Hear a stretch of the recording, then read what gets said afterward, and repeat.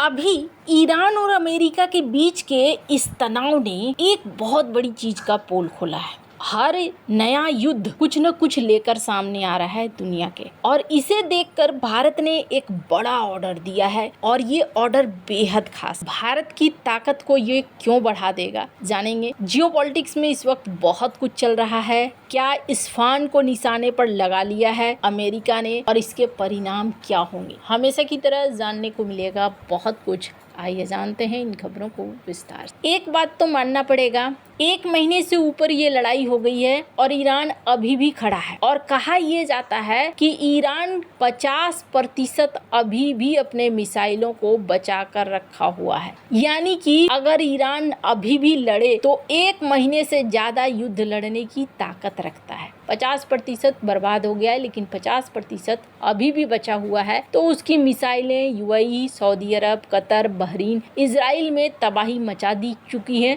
आगे भी कथित तौर पर ऐसा कर सकती है। ईरान ने ना मॉडर्न युद्ध की परिभाषा बदल दी है। ऐसा लग रहा था जैसे ये युद्ध जल्दी खत्म हो जाएगा। अमेरिका और इजराइल ने 28 फरवरी को ही पहले हमले में ही ईरान के कमांड सेंटर को तबाह कर दिया था, और प्रतिबंधों की वजह से ईरान कभी भी एक मजबूत वायुसेना नहीं बना पाया। लेकिन उसने अपनी मजबूत बैलिस्टिक और क्रूज मिसाइल और यूएवी की सेना जरूर बना ली, और सिर्फ इसके दम पर, उनके पास एयरफोर्स नहीं है, सिर्फ इनके दम पर उसने 1 महीने से ज्यादा इस युद्ध को खींच लिया। ईरान ने अपने हथियारों के जखीरे को एक आक्रामक हथियार के तौर पर नहीं, बल्कि एक रणनीति से इस्तेमाल किया, और अब इस्तेमाल के साथ साथ इसका फायदा मिल रहा है। क्रूज मिसाइलों को छोड़कर ईरान के पास 3000 से ज्यादा बैलिस्टिक मिसाइल होने का अंदाजा लगाया गया, जो एक बहुत बड़ा मिसाइल भंडार है। और इस युद्ध से कुछ बातें समझ में आई। क्या समझ में आया? ईरान के पास ना ये इतना सारा मिसाइल है, 700 किलोमीटर, 1000 किलोमीटर, 1400 किलोमीटर, लेकिन इन सब में सबसे बड़ी बात क्या है? सबसे बड़ी बात है बंकर सिटी। ईरान ने जो बंकर सिटी बना रखा है, मिसाइल सिटी बना रखा है, इस मिसाइल सिटी ने उन्हें बहुत हद तक मजबूती दी, संरक्षण दिया। और आप देखेंगे स्क्रीन पर एक आर्टिकल देखिए, चाइना के विशेषज्ञ भी अब चाइना को सलाह दे रहे हैं कि जिस तरीके से ईरान ने मिसाइल सिटी का निर्माण किया, वैसे ही आप भी मिसाइल सिटी का निर्माण करो, ताकि मिसाइल सिटी की वजह से आप भी लंबे समय तक अपने हथियारों को छिपा कर रख सको। अब होता क्या है, अचानक से जमीन से मिसाइलें निकलती हैं और जाकर हमला कर देती हैं। इससे रडार को या फिर किसी भी चीज को पकड़ना आसान नहीं हो पाता है कि आखिरकार ये मिसाइलें कहां से आई, कहां से निकली। तो ऐसे में ये मिसाइल सिटी सुरक्षा का भी कारण बन रहे हैं और अचानक से चौंकाने का भी कारण बन रहे हैं। अब अमेरिका ने क्या इलाज निकाला? अमेरिका ने इलाज ये निकाला, जगह जगह इन्होंने बम गिराना शुरू कर दिया। अपना पुराना वाला तरीका इन्होंने इस्तेमाल किया। इजराइल ने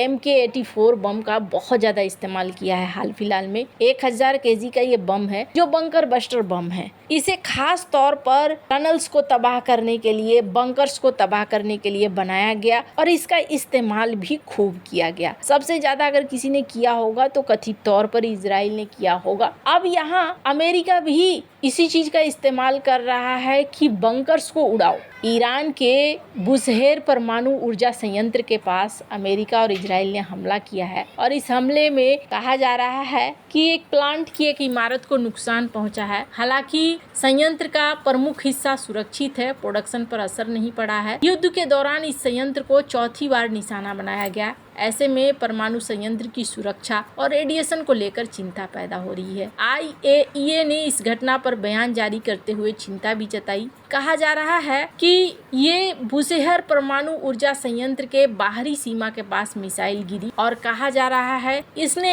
एक डर पैदा कर दिया है कि आगे क्या न्यूक्लियर संस्थानों को भी निशाने पर लिया जाएगा। स्क्रीन पर एक ट्वीट देख रहे हैं। IAEA ने इस बात को लेकर लिखा भी है कि जिस तरीके से ऐसा हुआ है, इससे रेडिएशन फैलने का खतरा है, और ये ठीक नहीं है। पर हो क्या रहा है, अमेरिका के पास भी अब ऑप्शन नहीं दिख रहे हैं। वो सोच रहा है इस युद्ध को जल्दी से जल्दी खत्म करें और लगातार इन बमों का इस्तेमाल करता जा रहा है। अब ये जो युद्ध है ये दो चीजें सिखा रहा है। चाइना ने भी इस चीज को सीखा कि चलो भाई हमें क्या करना है, हमें फटाफट बनाकर रखना है ऐसे मिसाइल सिटी जो कि युद्ध के समय काम है। अब भारत की बारी है। भारत क्या चाह रहा है? भारत ने भी एक बड़ा ऑर्डर दिया है और ये ऑर्डर बहुत ज्यादा जरूरी है। वैसे आपको बता दूं इस पूरी चीज में आपने एक चीज नोटिस किया, मैंने MK-84 की बात की। ये वो बम है जो कि अब तक तबाही मचाने में कामयाब रहा है। इजराइल ने इसका इस्तेमाल किया, अमेरिका ने भी इसका इस्तेमाल किया और इसके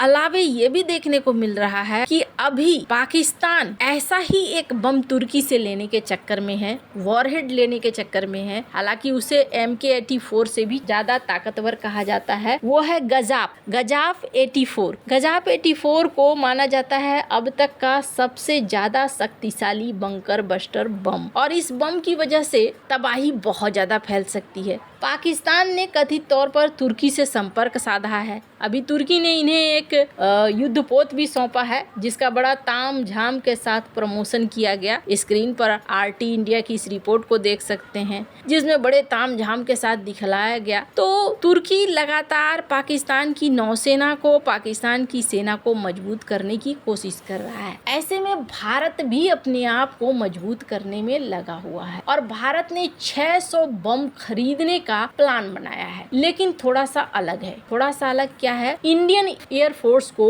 MK-84 जैसा एरियल बम चाहिए, लेकिन ये चाह रहे हैं स्वदेशी कंपनी से। अमेरिका का बम है जो करीब 2000 पाउंड यानी 900 से 1000 kg का होता है। ये जनरल पर्पस बम है यानी कई तरह के टारगेट के ऊपर इस्तेमाल किया जा सकता है। पर अब इंडियन एयरफोर्स चाह रही है 1000 kg के हवाई बम डिजाइन हो, डेवलप भी हो और ये प्रक्रिया पूरी रक्षा खरीद प्रक्रिया के तहत होगी, यानी हर चीज इसमें शामिल होगा। ये प्रोजेक्ट मैक 2 के नाम से शुरू होगा, बाद में इसे बाय कैटेगरी में खरीदी जाएगी। ये बम भारी विस्फोट करने वाला, दुश्मन पर ज्यादा दबाव डालने में सक्षम होगा। कहा जा रहा है करीब 600 की संख्या में भारत इसे खरीदना चाहता है और इसके लिए पहले बनाए जाएंगे 6 प्रोटोटाइप जिनमें असली और डमी दोनों शामिल होंगे। उसके बाद इनका परीक्षण होगा। सारे स्टैंडर्ड के बाद इनको अंतिम रूप दिया जाएगा। इस चरण में कम से कम 50% जो सामग्री होनी चाहिए वो भारत में बनी होनी चाहिए। अब ये